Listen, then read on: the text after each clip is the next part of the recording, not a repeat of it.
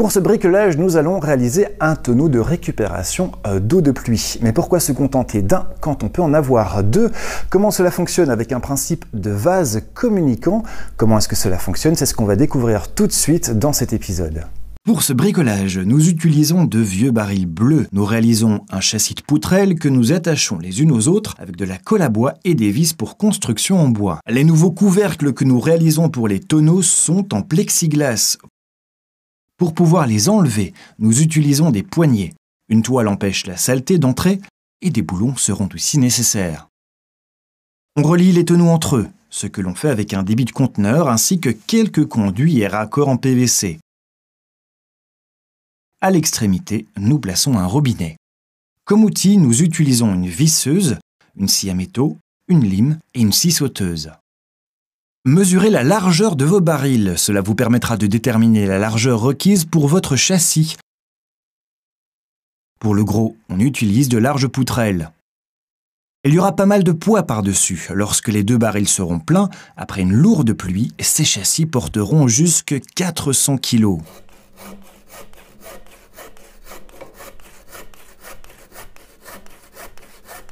On utilise au milieu une taille plus petite de poutrelle, à réaliser aussi sur mesure. Pour apporter suffisamment de puissance à la connexion en bois, on utilise une combinaison de vis pour construction en bois et de colle à bois. Les vis renforcent le raccord, mais c'est surtout la colle à bois qui va maintenir le tout.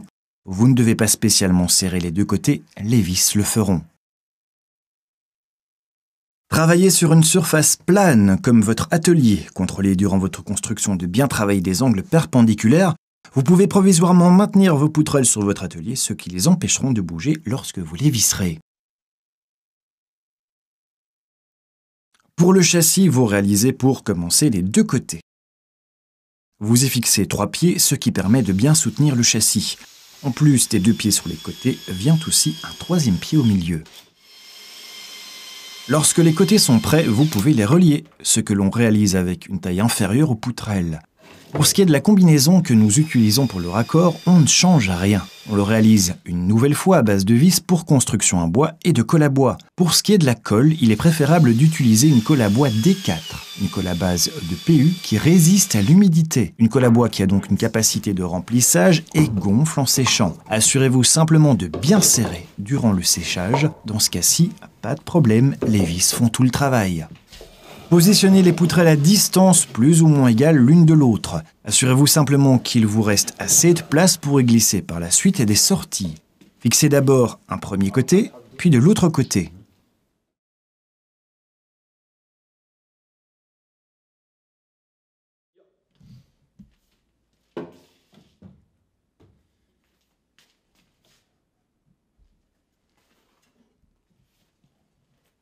N'oubliez pas de contrôler l'exactitude de vos angles et fixez toutes les parties avec de la colle et des vis pour construction en bois.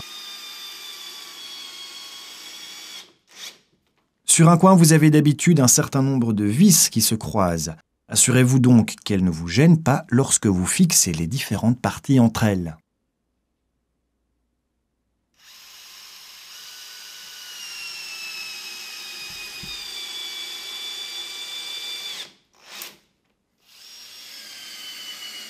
Pour assurer plus de robustesse, vous forez le châssis, ce qui signifie que vous ajoutez des pièces obliques à votre montage. Un triangle est en effet plus résistant qu'un carré. Sciez pour se faire des morceaux de poutrelle dans un angle de 45 degrés, ce que vous pouvez indiquer avec votre scie à main. La plupart des fabricants réalisent des pièces obliques qui font précisément 45 degrés. Le travail à la scie se fera plutôt avec une scie à onglet. Elle vous offrira plus de précision grâce aux plus petites dents et leur alignement. Lorsque le premier morceau est scié, utilisez la pièce comme un exemple pour les pièces suivantes. Elles auront ainsi toutes la même taille. Fixez les supports avec de la colle à bois et des vis. On noie légèrement les vis, ce que vous pouvez faire avec une fraiseuse, mais aussi avec un mandrin qui dispose d'un diamètre plus large que la tête de votre visseuse.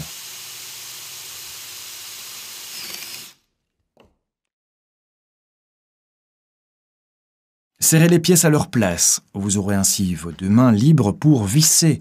Vissez alors tous les supports.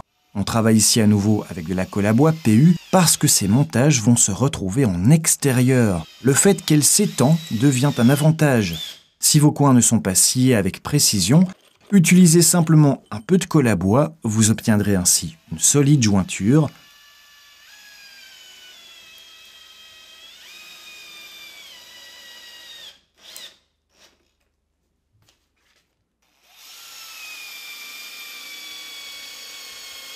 Par contre, le surplus qui coule sur les côtés, vous l'ôtez avant que la colle ne durcisse.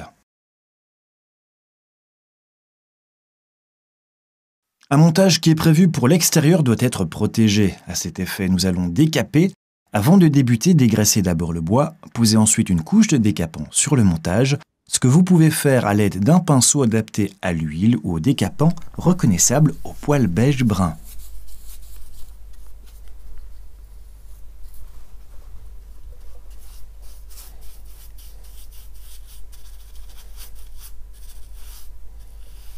Et pendant que le châssis sèche, on prépare nos tonneaux. Sur ceux-ci, les couvercles sont toujours fixés. On les scie. Le plus facile consiste à utiliser la scie sauteuse.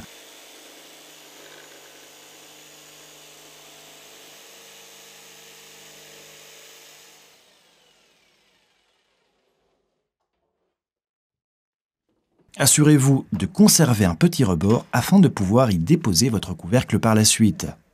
L'ouverture de notre tonneau n'est malheureusement pas un cercle parfait. Afin de faire notre nouveau couvercle, on ne peut donc pas utiliser de compas. Comme référence, on utilise simplement le morceau découpé. On le place sur un panneau dur et on y dessine le contour au marqueur. Et vous le passez à la scie sauteuse en vous assurant de bien suivre la forme.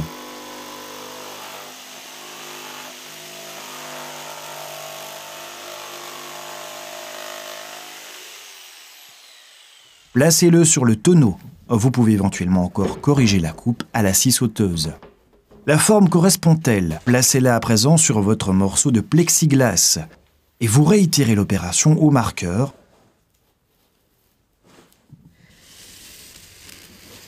Lorsque la forme est bien dessinée sur le plexiglas, vous repassez à la scie sauteuse. Maintenez bien le morceau sur votre atelier.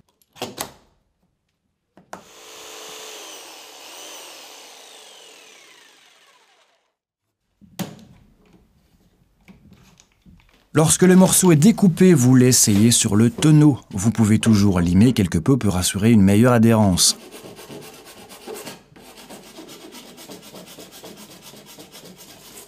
Vérifiez bien que vous puissiez facilement l'ôter et le replacer, et réaliser ainsi un couvercle pour chaque tonneau. Dans l'un des tonneaux vient un tuyau de pluie. Il vous faut donc réaliser une ouverture. On découpe ici un carré. Essayez de le placer au milieu de votre couvercle, ce qui n'est pas évident si votre couvercle n'est pas parfaitement rond. On mesure donc approximativement le centre, et de là on indique un carré, d'abord à l'aide de deux lignes croisées qui indiquent un point central, et de là vous réalisez votre carré.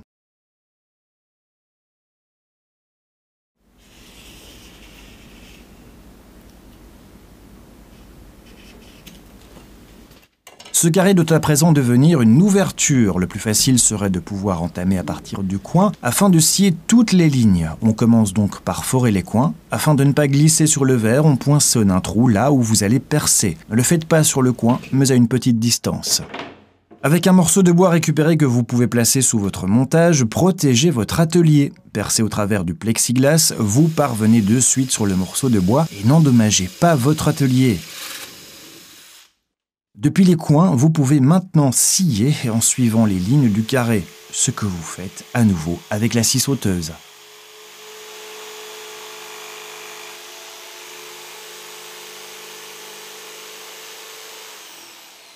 L'eau de pluie peut passer par le carré, mais on ne veut pas que les résidus qui se trouvent dans l'eau, comme les feuilles, se retrouvent dans notre tonneau. Afin de pouvoir glisser une toile protectrice dans l'ouverture, il nous faut réaliser un cadre.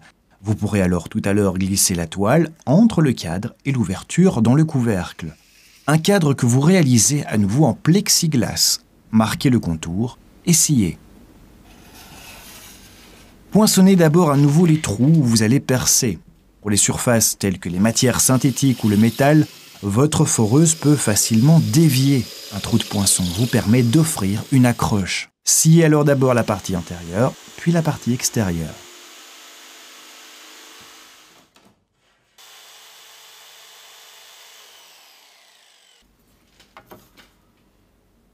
Afin d'affiner les bordures du châssis, vous pouvez les poncer, ce que vous faites avec un papier abrasif au grain moyen. Vous pouvez réduire les bords tranchants, utiliser un bloc de ponçage ou un simple bloc de bois afin d'efficacement et facilement poncer. À présent, on réalise la toile sur mesure. Vous pouvez choisir un morceau de voile anti-mouche, mais nous avons plutôt opté pour un morceau de toile coupe-vent. Découpez grosso modo un morceau, on l'affinera plus tard. Cette toile va se situer entre le couvercle et le cadre que nous réalisons. Il empêche surtout les feuilles de se retrouver dans le tonneau et vous évite les nids de moustiques. Posez quelques poutrelles sous votre couvercle et fixez le cadre dessus afin qu'il corresponde précisément à l'ouverture.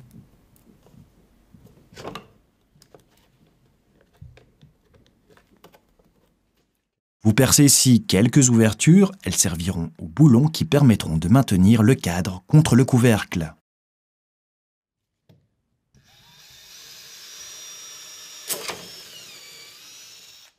Installez la toile à la place prévue et poinçonnez quelques trous, ce qui vous permettra de plus facilement passer vos boulons. Les boulons de préférence en inox se composent d'une rondelle de serrure et d'un écrou. Placez les boulons à leur place et vissez la rondelle et l'écrou.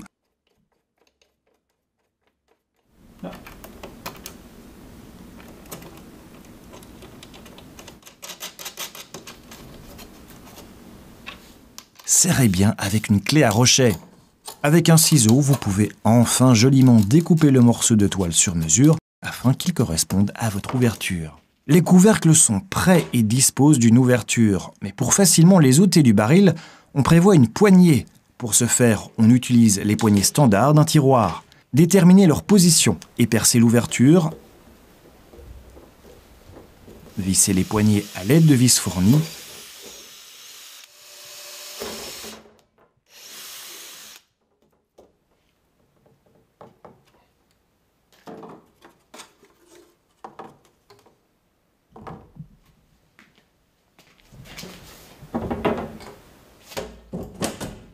Les couvercles sont prêts, vous pouvez placer les barils et les relier. Indiquez au marqueur sur les deux tonneaux où vous devez réaliser vos ouvertures. Celles-ci peuvent être un peu plus larges que le diamètre de votre tuyau, mais assurez-vous que les bagues d'étanchéité en caoutchouc s'y placent bien. Grâce au tuyau qui les relie par en dessous, le niveau d'eau sera toujours exactement le même entre les deux tonneaux et ils ne déborderont que si les deux sont pleins. Tournez les tonneaux et utilisez une perceuse cloche pour scier une ouverture. Ne pressez pas la perceuse, laissez-la travailler d'elle-même. Dans le premier baril, où l'eau va s'écouler, on crée une seconde ouverture pour prévoir un déversoir.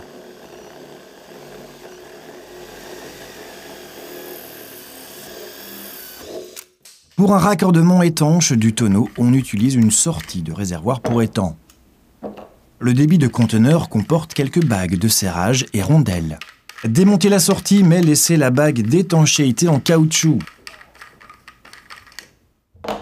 Insérez votre sortie dans le trou du tonneau, vissez ensuite les bagues restantes dans le bon ordre. D'abord votre seconde bague d'étanchéité et ensuite votre bague de serrage, serrez bien le tout. Et comme vous êtes bien occupé, vous pouvez insérer les mêmes sorties sur votre second tonneau. Utilisez votre pince pour pompe à eau afin de bien serrer les vis sur votre sortie. Remettez les tonneaux à leur place.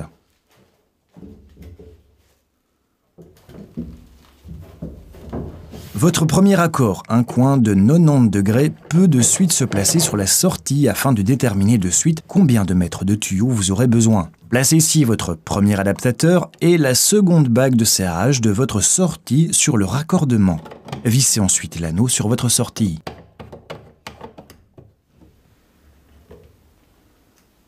Placez alors la pièce en T à sa place. Dans notre cas, on rajoute encore un raccordement. Mesurez combien de tuyaux vous aurez exactement besoin.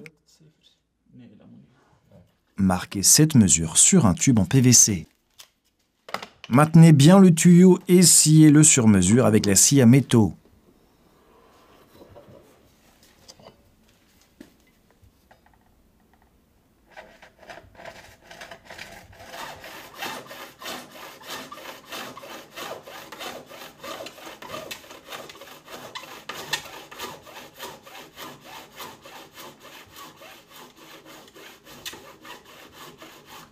Éliminez les bavures avec un morceau de papier abrasif.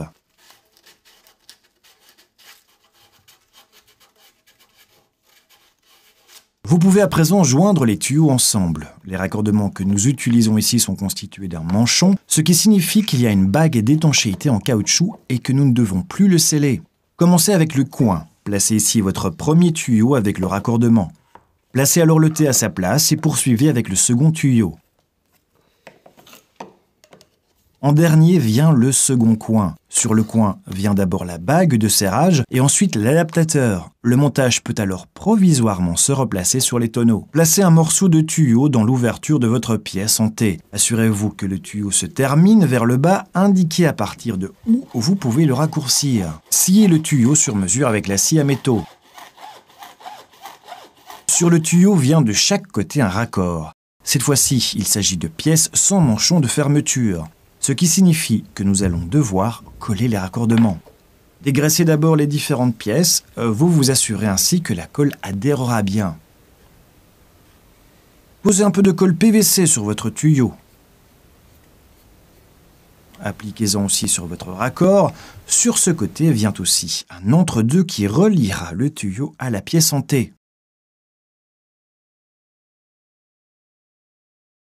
Collez le second côté, un côté où l'on va placer un adaptateur qui va réduire le diamètre de notre tuyau.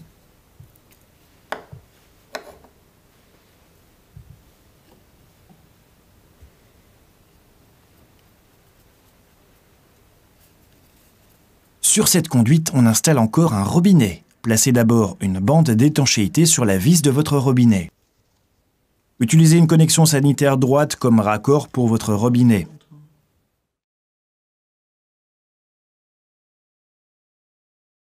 Puisque le tuyau ne dispose pas d'un pas de vis, il vous faudra tarauder la connexion par vous-même avec le tuyau. Utilisez une pince étau pour apporter de la puissance ou maintenez votre connexion sur votre étau pour y visser le tuyau en PVC. Dans tous les cas, il faudra assurer suffisamment de pression. Vous pouvez ensuite visser le robinet dans la connexion. Serrez bien le raccord avec votre pince à pompe à eau.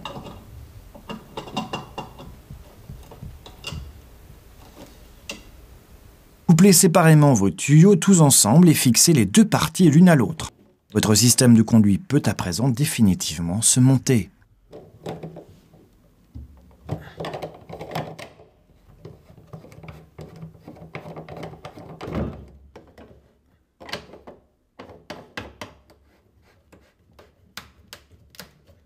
Vissez un collier de serrage au pied de votre châssis. Clipsez selon votre tuyau avec le robinet. Notre système de tuyaux n'est pas encore terminé. On doit envisager une solution pour le cas où notre tonneau se retrouverait rempli d'eau. Placez un conduit en PVC sur la sortie, placez au-dessous de la sortie le versoir et placez la vis où elle doit être. Lorsque le niveau d'eau dépasse la hauteur du conduit, l'eau va s'y écouler, empêchant les tonneaux de déborder. Et encore une petite astuce pour éviter la prolifération d'algues dans l'eau recueillie, assurez-vous simplement que la lumière ne passe pas au travers des couvercles. Il vous suffit de pulvériser les couvercles transparents, poncer légèrement, éliminer avec un chiffon et dégraisser. Lorsque le plastique est sec, rajoutez encore une couche de primer. Et ensuite, vous pouvez alors rajouter une couche de couleur pour réduire les rayons de lumière. Ici, on a choisi du bleu afin de correspondre à la couleur des tonneaux. Et voilà, notre bricolage du jour s'achève. On a installé ces tonneaux de récupération d'eau de pluie près de notre maisonnette de jardin. Vérifiez bien la stabilité de ces tonneaux en les appuyant par exemple sur des dalles pour vous assurer qu'elles restent bien fermement et stablement appuyées sur le sol. Vous pouvez aussi rajouter de petites bornes en caoutchouc en dessous des pieds pour éviter un contact avec le temps au niveau de l'humidité qui pourrait évidemment ronger les pieds. Je vous dis à très bientôt pour un nouveau bricolage.